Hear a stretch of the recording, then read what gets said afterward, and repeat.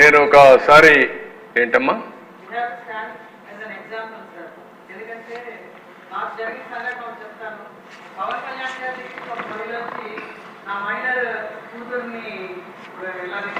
తీసుకెళ్లిపోయారని చెప్తే ఆయన వెంటనే స్పందించి వితిన్ 3 days తీసుకొచ్చారు.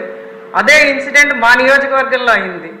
నేను అప్పుడు పోలీస్ అతనికి అదే చెప్పాను, అక్కడ జరిగింది ఇక్కడ జరగట్లేదని ఆ తల్లి వచ్చి బాధపడుతున్నది. పవన్ కళ్యాణ్ గారు చూపించారు మీకు, అది మళ్ళీ మాకు కూడా అటువంటి గౌరవాన్ని మీరు కల్పించాలంటే అతను కూడా నిన్నటికల్లా అమ్మాయి దొరికిందండి, నాకు చాలా సంతోషంగా ఉంది sir. You stood as an example sir. అందరూ కూడా అలాగే చేస్తే ఖచ్చితంగా లా అండ్ ఆర్డర్ బాగుపడుతుంది. ఎందుకంటే they plagued the system sir. System మొత్తాన్ని ఎలాగా వక్రీకరించి వాడుకోవచ్చు అన్నదానికి 2019-24 ఒక ఎగ్జాంపుల్గా నిలిచింది. దాన్ని మనం మార్చాలంటే ప్రతి ఒక్కళ్ళు దాంట్లో భాగస్వాములు అవ్వాలని నేను అందరినీ కోరుకుంటున్నాను. మీరు చెప్పినట్టు మాధవ్ గారు చెప్పిన నెల్లిమర్ల శాసనసభ్యురాలు చెప్పినట్టు కొన్ని సమస్యలు మనం పరిష్కారం చేస్తున్నాం. కొన్ని సమస్యలు మన చేతల్లో లేని సమస్యలు కూడా ఉన్నాయి. నేను పార్టీ ఆఫీస్లో ఉన్నా. ఒకరోజు ఒక అమ్మాయి వచ్చింది. ఒకసారి కళ్ళు నీళ్ళు పెట్టుకుని ఏడవడం మొదలుపెట్టింది. ఏంటమ్మా?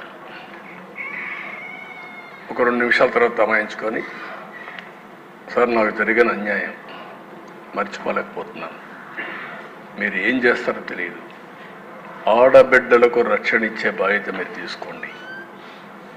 నేను ఒక విక్టిమ్ నేను చెప్పినప్పుడు ఆ అమ్మాయికి ఏం జరిగింది దానికంటే నేను అడగలేకపోయాను.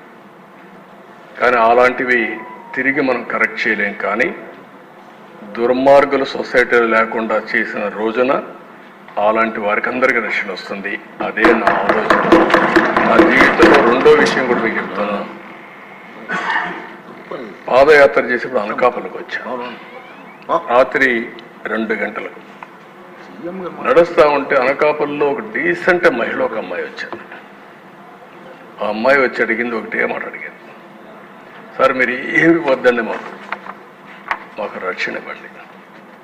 అప్పుడే నిర్భయ కేసు జరిగింది ఢిల్లీలో నిర్భయ కేసు జరిగితే అనకాపల్లిలో ఉండే మహిళ వచ్చి 2 గంటల వరకు మేలుకొని, నేను మేలుకున్నాను సార్ మీకోసం, మీరు వస్తున్నారంటే మళ్ళా నాకు అవకాశం దొరకదు కాబట్టి చెప్పాలి సార్. ఈ దేశంలో మాలాంటి వాళ్ళు కొంచెం అందంగా ఉంటే ముసుగేసుకొని తిరిగే పరిస్థితికి వచ్చాం.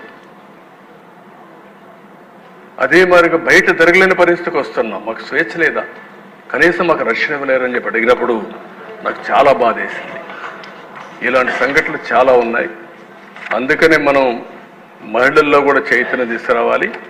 అదే సమయంలో సంస్థలపైన కూడా మనందరం ఒక పద్ధతి ప్రకారం పనిచేస్తేనే సాధ్యమవుతుంది. ఇప్పుడే మళ్ళీ ఒకసారి పవన్ కళ్యాణ్ గారు చెప్పినట్టు మీరు గుర్తుపెట్టుకోవాల్సింది, మనందరి మీద ఒక బాధ్యత ఉంది. ఒక విధంగా మనందరం మనుషులమే. నాకు జరిగిన అవమానం నన్ను వెంటాడుతూ ఉంటుంది. మీరందరూ గుర్తుపెట్టుకోవాలి, నా జీవితంలో మొట్టమొదటిసారిగా నా కళ్ళలో నీళ్లు పెట్టిన సందర్భం ఒకటే ఒక సందర్భం. అది హౌస్లో నాకు జరిగిన అన్యాయంతో నా జీవితాంతం జ్ఞాపకం ఉంటుంది. దేనికి భయపడలేదు. నన్ను చంపతారని తెలిసిన 24 క్లేమోర్ మైన్స్ నా మీద బ్లాస్ట్ చేసినప్పుడు నేను బాధ్యత ప్రవర్తించాను తప్ప ఆధార్యంతో నేను మాట్లాడలేదు.